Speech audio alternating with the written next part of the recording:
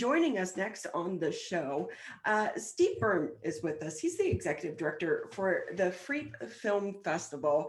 It is such a highlight every single year, the film festival for the region. But what's it going to look like this year, Steve?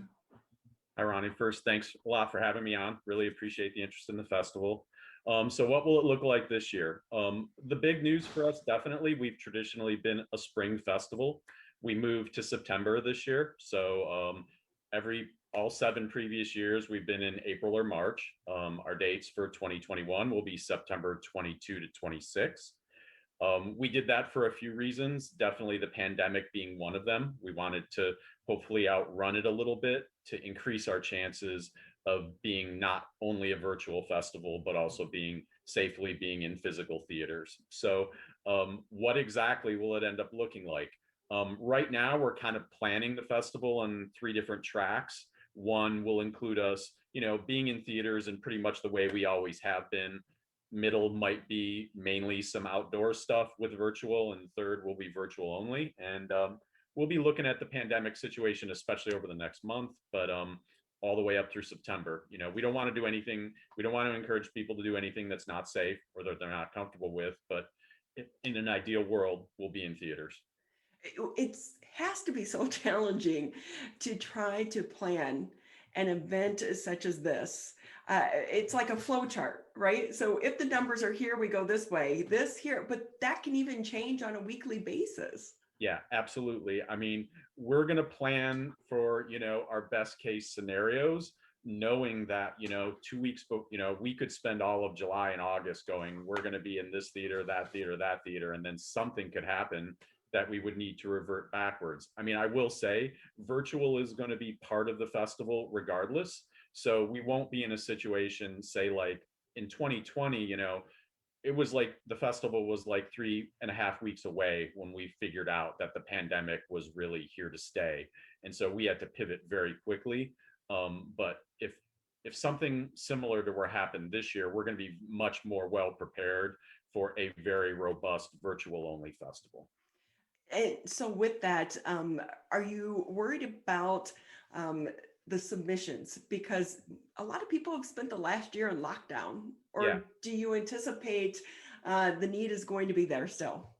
Yeah, my sense is the films are out there, and this is something primarily our artistic director handles, but I think there were a fair number of filmmakers, especially in the documentary world where we tend to focus, who last year kind of put, if their film was done or just about done, they may have went on pause because they didn't want to they didn't want to be in a festival ecosystem that was primarily virtual in 2020. Everybody was figuring it out. So a lot of people held up films. So while you are correct that there was less production happening in 2020, I think there were enough films on pause that will be able to have a very strong lineup in 2021. I will say, because of the pandemic, we are expecting to have a few fewer films than typical as well. So that's another reason that I feel confident the lineup will be really strong. Going slightly smaller this year seems to make sense for us. Steve Byrne with us here on the MegaCast. He's the executive director for the Freep Film Festival.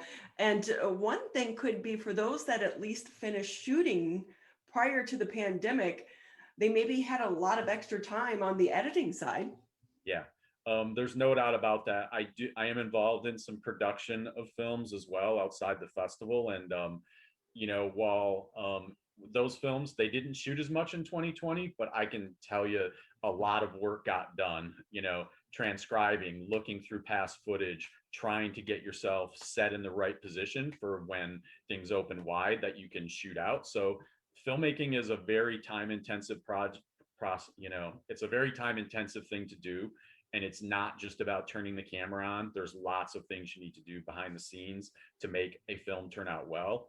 And I know from my friends, colleagues, and acquaintances in the filmmaking community that people kept busy in 2020, even if they may have kept busy in a different way than they might have expected. So with that, hopefully with the return to the theaters, we do know the governor had the press conference today saying that if we get to 70% Yep. Capacity limits are going to be lifted, and that includes for indoors, which would obviously include the theaters as well. Yep. But with that, what do you think is going to be different this year as far as attracting filmmakers? Yeah. So, as far as attracting people, I mean, I think inevitably it is going to be different. We're used to not every single one of our screenings, but we're used to having events where people are shoulder to shoulder, where whether you're in a theater that holds 100 people or maybe in some of our bigger venues, up to 1,000, you may see people lined up at the door and every seat filled or 98% of the seats filled. And I think, it's unrealistic, even if all the restrictions are lifted, that we're going to see that sort of immediate return to theaters. I think there'll still be some people who might be more comfortable staying and watching at home. And hopefully, those people that feel comfortable and trust that we're providing a safe environment and we're being careful and cautious about what we do will want to show up in a theater. So, I don't envision us having tons of events that look like we did in 2019. I just think it's going to be more splayed out. Steve, with that too, because if it's going to be fewer people, you anticipate it being able to get into some of these events. Tickets even before the pandemic were hard to get to Yep. some of these screenings. So do you suggest people try to buy tickets sooner rather than later? Yeah, well, two things I'll say about that. One, I always encourage early ticket buying. That's great. We traditionally announce our lineup and put our tickets on sale about 6 weeks before the actual event. So we have not announced our lineup yet. So tickets are not on sale. Passes are on sale. So those are ready and able. We're not planning on turning passes off anytime soon. So if somebody feels worried about access, I would encourage, full festival passes are there for the taking. If you'd rather wait and see what our lineup looks like before you want to buy that pass, or if you prefer individual tickets, that's going to be somewhere. We haven't settled on a final date, but it's probably going to be either announced August 15th or August 16th. That's a decision we'll know soon, but right around the middle of August is when full lineup will be available and tickets will be on sale.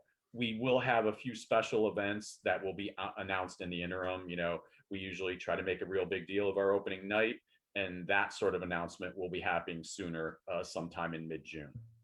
So, Steve, I wonder what your thoughts are on the long lasting impact of the pandemic on the industry overall. We do get the opportunity to talk to a lot of professors, with students going in to this genre. Do you think it's going to foster the love and the desire, or are people going to, or maybe college students or the future filmmakers are going to try to play life safe because you never know about the security of the industry? Yeah, I mean, clearly the industry, it is concerning, the long-term trends for the industry. I think we were already seeing, if you're concerned about the industry of being inside theaters, if you're concerned about the industry of filmmaking, I'm not. There's more ways that people can see films now than ever before. And I think it's safe to say more films are being made than ever before. As technology has become cheaper, it's made filmmaking more democratized. So more people who have that instinct, I want to be a storyteller, I want to be a visual storyteller, they can do it. So I'm not worried at all about filmmaking. If you are a believer in that communal cinematic experience, I mean, you only have to look, big theater chains are struggling. AMC went into bankruptcy this year, largely due to, or it was late last year, if I'm remembering correctly, largely due to the pandemic. Alamo Drafthouse, which is a very well-beloved boutique theater chain around the country that actually had planned a Detroit location at one point. I'm assuming that's on hold. They're looking at potentially going into some sort of bankruptcy. So I do fear a little bit for that communal cinematic experience that the festival relies upon. That said, I think the difference maker there for festivals, I think we bring a curatorial approach, and we also really emphasize we're not just about putting a movie up on a screen. There's an extended experience, whether it's because The filmmaker is there, subjects are there, community leaders are there who care about the movies we show. And so we try to always it always needs to be a plus experience. And I think, and I'm optimistic that that sort of thing will continue to draw people into theaters. But I would be dishonest if I was not a little concerned about what is going to the movies going to look like in 5 years. A lot of people, they lift up their phones and that's where they watch their content. It's what a changing world we Yeah. live in right now. But I do think on the backside of this, it's a great time for documentary filmmakers because of the explosion of, we have Netflix, Amazon Prime, Hulu. They're all looking for content right now. And these are new platforms that maybe were not available 10, 15 years ago. Yeah, I mean, we're in I think pre-pandemic, we were entering kind of a golden era for documentaries without question. This may be a trend that started, about 10 years ago. I think really accelerated it 5 years ago. I mean, Netflix, anytime you look at Netflix's top 10 on any given day, usually there are a few documentaries in that top 10 spot. Certainly Hulu, Apple Plus, all of those streamers that you mentioned rely heavily on documentary, as does HBO.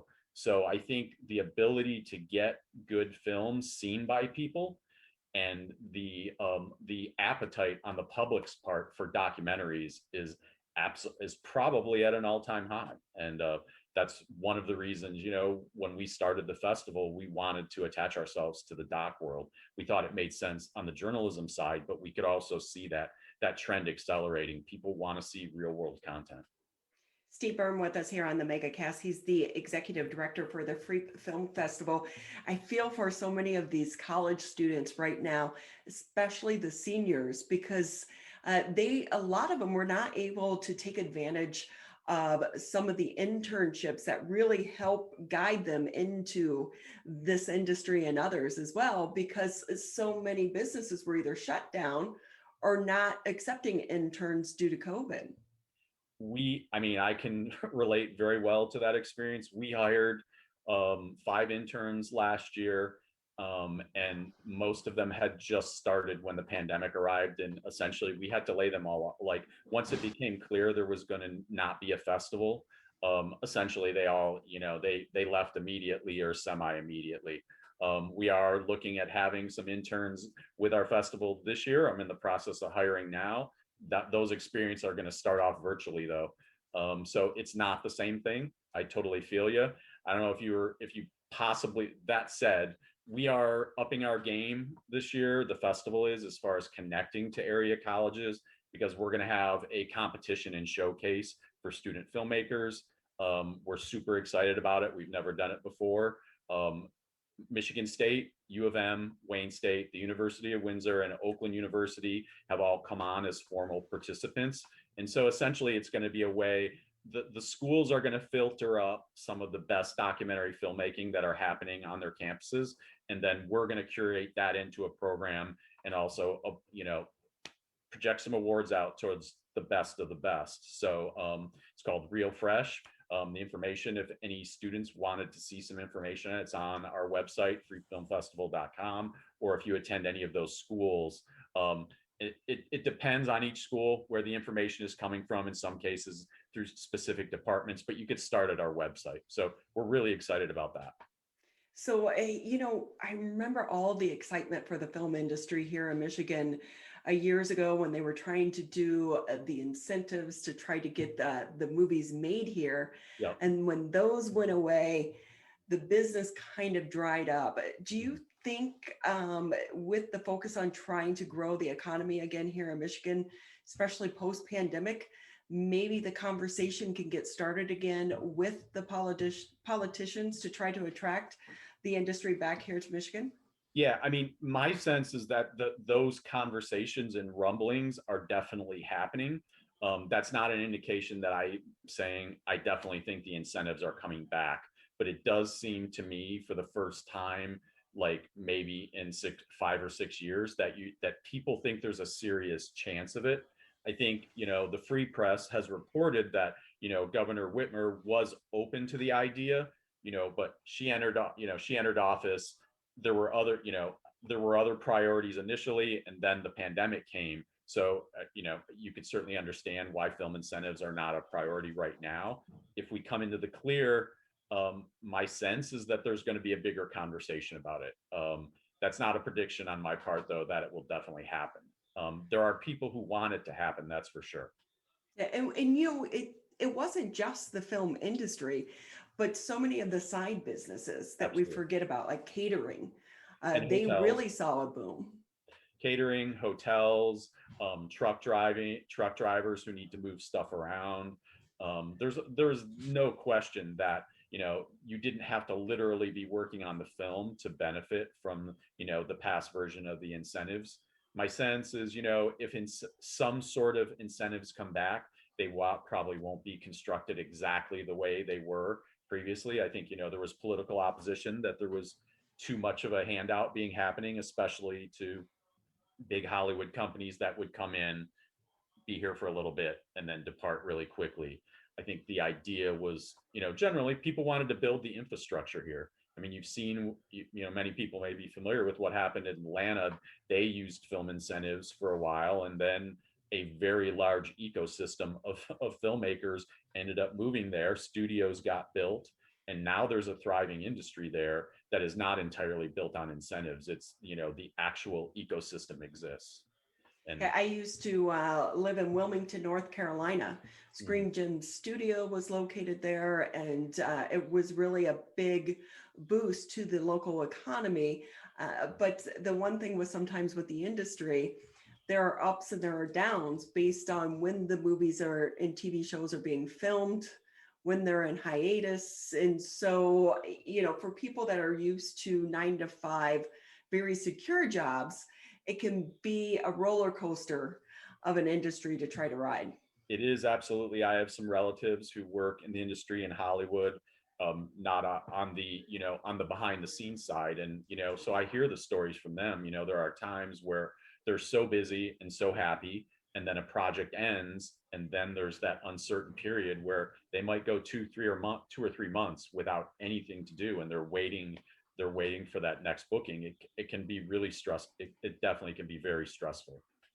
Steve Berm with us here on the MegaCast, Executive Director for the Freep Film Festival. Steve, just another minute or two. Anything maybe I didn't touch on that you want to add before we say goodbye for the day? The only thing I would say is, we really hope that we'll see people in theaters. If we don't, and I hope people will trust us we're not going to try to push people back into an unsafe situation.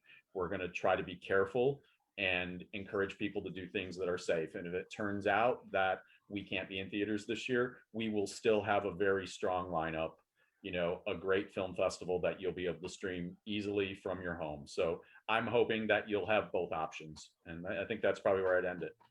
And so do you think too, though, going forward that the virtual side could stick around as well because you could reach more people? I think very much the film festival world, the word you hear now very frequently is hybrid, and that virtual is never going to go away. Well, If I have one, do I have 1 minute? There's one other thing I'll say. Yep, go ahead. If there are any local filmmakers who have documentaries that they think might be of interest to us, I encourage you to reach out. You can email us either through the website or at freepfilmfestival@freepress.com. We've always strongly played up films that have strong local connections. And so if you have something along those lines, please let us know about it, even if it's not going to be ready for 2021, but might be coming down the road. We really appreciate that. And again, the festival is the end of September, correct? Yeah, September 22 to 26. Great. Thank you so much, Steve. We appreciate your time. And as it gets closer to the festival, we hope to have you on again. Absolutely. I really appreciate your interest. Thank you so much.